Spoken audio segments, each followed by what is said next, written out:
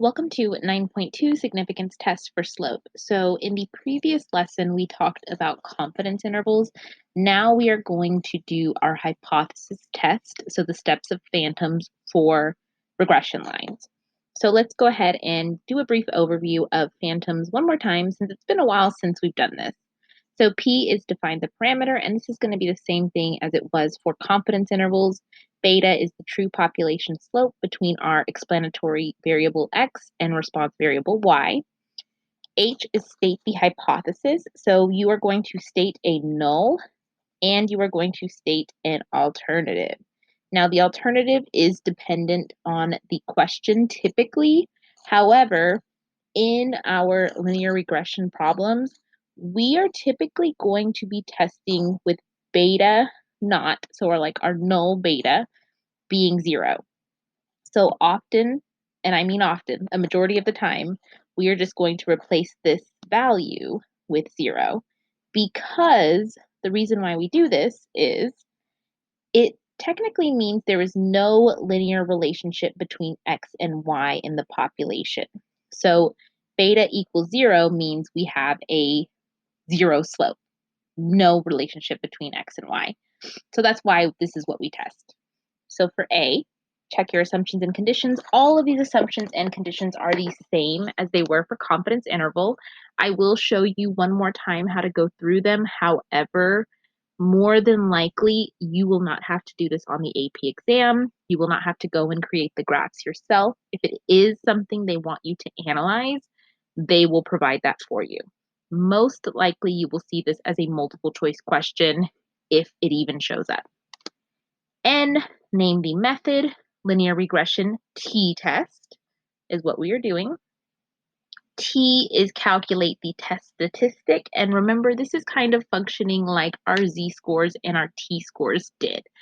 So I have t is equal to our b, which is the slope of the sample linear regression, minus b naught, which for us is always going to be 0, all over the standard error of b, which we calculated in confidence intervals.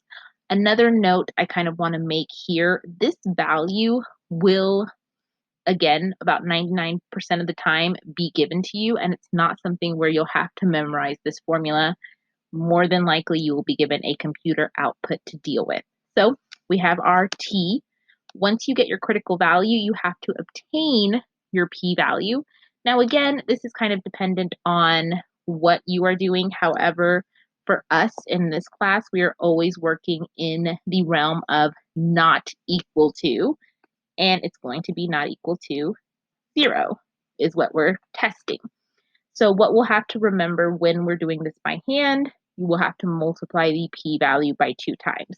I do include this just so that you see it is possible to do less than and greater than, but again, we will be focusing mostly on the not equal to because that's what you will most likely see on the AP exam. M, make a decision. If it's less, we reject. If it's greater, we fail to reject. We've done this since last November. S is state your conclusion in context. So again, we'll talk about if our p-value is less or greater than alpha. Remember, if you're not given an alpha, we use alpha equals 0.05. So if it's less, we reject. If it's greater, we fail to reject, and there is or is not convincing evidence that the alternative hypothesis is true. So with your calculator, which is similar to what we did with confidence intervals, you're going to go to Stat, Test F for linear regression t-test. You will have your x values in L1, your y values in L2. Again, we are going to leave frequency at 1. And then it's going to ask you what is your hypothesis. So we are going to work with beta not equal to 0. And it is going to have the population correlation there. Does not have to do with anything you need to know about. Ignore it for the time being. Not a big deal. If you would like to store the line, the regression equation, you can by typing in y1. However, more than likely, that will not be necessary. So let's go ahead and look at example 1. A high school administrator who is concerned about the amount of sleep the students in his district are getting selects a random sample of 14 seniors in his district and asks them how many hours of sleep they get on a typical school night. He then uses school records to determine the most recent grade point average for each student. His data is given below. Do these data provide convincing evidence of a linear relationship between the hours of sleep students typically get and their academic performance as measured by GPA? Carry out a significance test at the alpha equals 0.05 level. Again, a big giveaway that we're doing a hypothesis test. Is there convincing evidence? That is when you want to go in and do the steps of phantoms. So let's start. Going to define my parameter, the true population slope between the hours of sleep students typically get and their GPA. I'm going to state my hypotheses. So recall from our previous page, we said that when we're doing a test for a linear relationship, our null is always going to be that beta is equal to 0 because that means no relationship between x and y. And our alternative is going to be beta is not equal to 0 because we're not necessarily interested in is it a positive relationship or is it a negative relationship. We just want to know, is there a relationship at all? So beta is not equal to 0. Now, assumptions and conditions for this, again, get pretty long. I would more than likely not expect you to have to do this on the AP exam, but I'm going to go through it one more time with you. All of the assumptions and conditions for slope may spell out the word linear. So L is for linear. So it's a scatter plot. It shows weak positive linear relationship. I'm going to pull up my calculator really quick. I have my data in L1 and L2.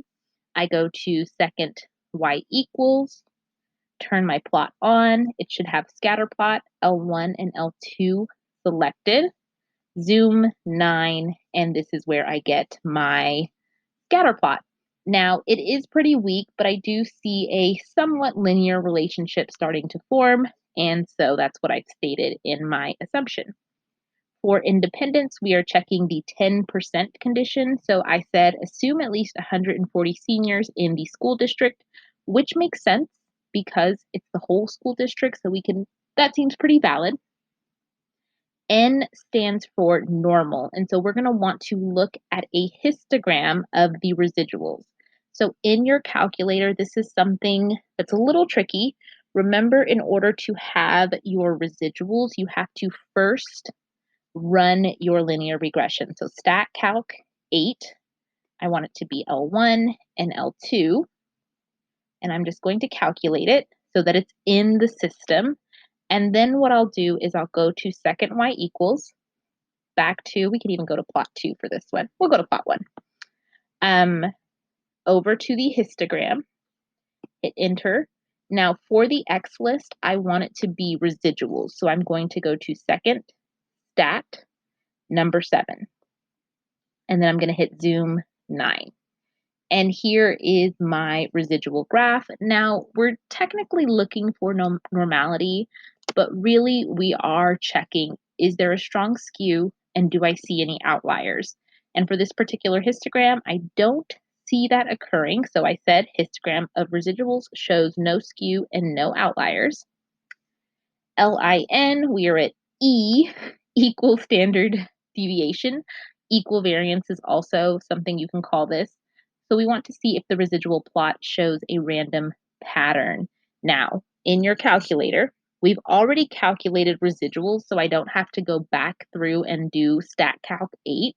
Instead, I'm going to go to second y equals, back to my scatter plot, but this time I want to plot L1 against the residual. So L1 is my X, residuals will be my Y, and then I'm going to hit zoom 9 one more time, and I'm looking for a random pattern of dots. So that's what I see. Residual plot shows random pattern. All 4 have checked out so far. The last one is randomness, and in the statement, a random sample of 14 seniors is given to us. So random sample is stated. Again, more than likely, you will not have to go through and check all of these conditions on the AP exam. So method, linear regression t-test. Our calculation is going to come from the formula t is equal to b minus b naught, which remember, we've already said that this is equivalent to 0 for us. over the standard error of B. So the first thing I have to do is find the standard error of B, and that's a little bit tricky. This is another thing that you will most likely be given on the AP exam because it is a bit lengthy. It's going to be S over Sx, square root of n minus 1. The S is going to be the standard deviation of the residuals. The Sx is the standard deviation of the x values. So how I got both of these, I went into my calculator. I already have my data points, but I'm going to go to Stat, Calc. Now for the standard deviation of my residuals, I'm going to go to List, second, Stat, and I'm going to put residuals because that's what I want to get the standard deviation of. Going to go down to Calculate. Oops, sorry. We might have to do a little trick here. We're going to go to Stat, Edit, and I'm going to go up here and actually place my residuals in a list. So I'm going to do second stat, number 7, and then I'm going to hit enter. And these are all of the calculated residuals for L1 and L2. So now it should work. Stat, calc, one of our stats, and then we're just going to tell it to do L3. Sometimes it gets a little picky. And then I get my standard error or standard deviation of 0.1734, which is what I have here. And then I want to do the same thing for my x values. So all I have to do is stat calc, one of our stats for x, which was all in L1. Then I calculate. My standard deviation is 1.1513, which is what I have here. Square root of n minus 1. My n was 14, so this is 13. Plug that all into my calculator. I get approximately 0.0418. Again, this is tricky. This is not something that they will make you do on the AP exam. I just like to show you it by hand, just in case if all else fails, it is there and it is an option. I'm going to plug in what I know. Now, the slope I got from actually running my linear regression, stat, calc, 8. Pretty simple, straightforward. My B is 0.1018. 1018 minus 0 over my standard error, and I get t is equal to 2.4354.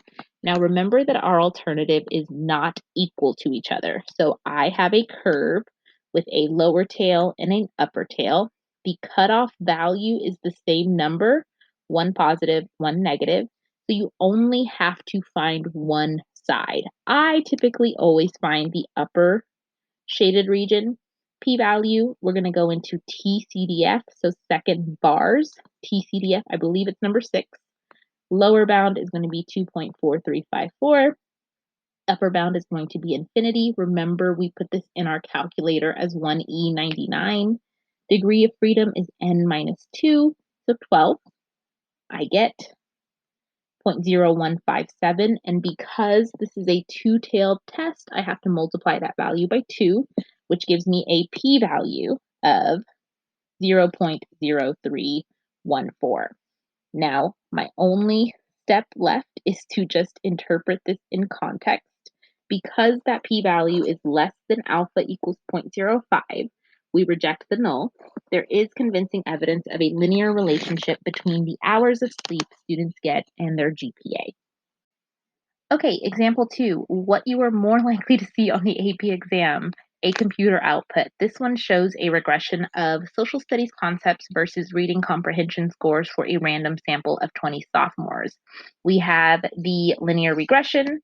Social studies is equal to our y-intercept plus the slope times the reading score. There is a couple of things I always suggest just crossing out so you don't get confused. Anything that has to do with this constant statement other than the coefficient can go away, as well as the r-squared adjusted value. So now we want to identify the value of the standard deviation of the residuals and interpret this in context. So the standard deviation of the residuals is always represented by the letter S. So for this particular problem, we have S is equal to 25.83, And in order to interpret this, we say the observed social studies score typically varies from the predicted social studies score by 25.83 points. So we're trying to see how far off are the actual values from what I'm predicting using my line. Identify the value of the estimated standard deviation of the slope. So this is going to be from my slope. I go over to the standard deviation, or in this case, standard error. Remember, those are interchangeable, of that calculated value. So for us, that's 0.0351. So if I were to repeat this study many times, the slope of the sample regression line would typically vary by 0.0351 from the slope of the regression line predicting social studies score from reading score. So how far off is my sample from the true population regression line? Now we're going to go through and carry out a hypothesis test for these data and interpret our results in context. So we're going to start with a parameter definition. We have beta is equal to the true population slope between social studies score and reading score. Again, our null and alternative are going to look pretty similar for these types of problems. Beta is equal to 0, beta is not equal to 0, because remember, beta equals 0 means there's no linear relationship. Now, assumptions and conditions have been verified for this problem, thank goodness, and our method is a linear regression t-test. Now I have to get my t value, my p-value, and I typically like to state my degree of freedom. And we can get this from our computer output. So anytime you are given a computer output for linear regressions, they are testing this null that we have written here. They are testing beta is equal to 0 versus beta is not equal to 0. So these values here are exactly what we want. T is equal to 20.84, p-value is less than 0.0001, and I always give the degree of freedom, which in this case is 25 minus 2, 23. Now we're going to interpret in context. Because our p-value is less than 0.05, we reject the null. There is convincing evidence of a linear relationship between social studies score and reading score.